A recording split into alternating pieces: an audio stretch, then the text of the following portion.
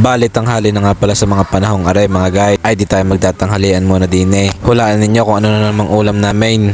Oh, kita nyo gayan, adobong manok na ulit. Abay talaga namang favorite na favorite ang adobong manok.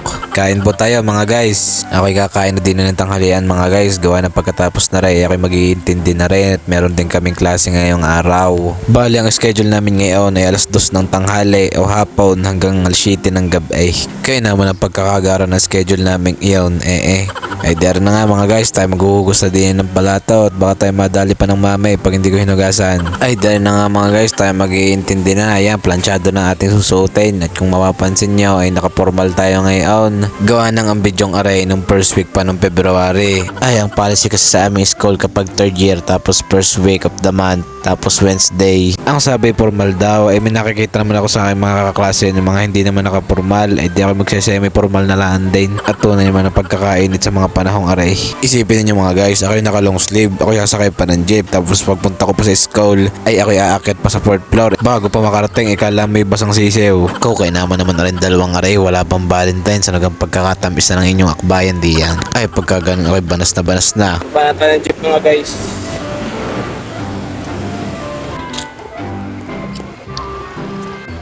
So go, pagkakainit. Sali pa.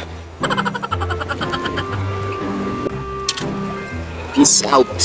Ay, dahil na nga mga guys ay nabahaba ng aking paglalakbay. Itanaw ko na ang BSU. O siya ay di-check muna at baka tayo hindi papasukin ng gwardiya at akala ay grade 6. De joke lang.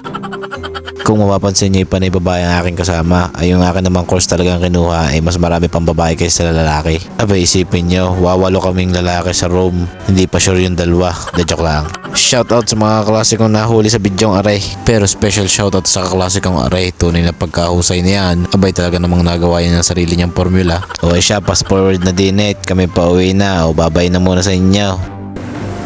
What up guys? So, nandito na ako sa may amin. Yes, buhay pa rin tayo at malakas. Ganina na lang muna. Bye-bye!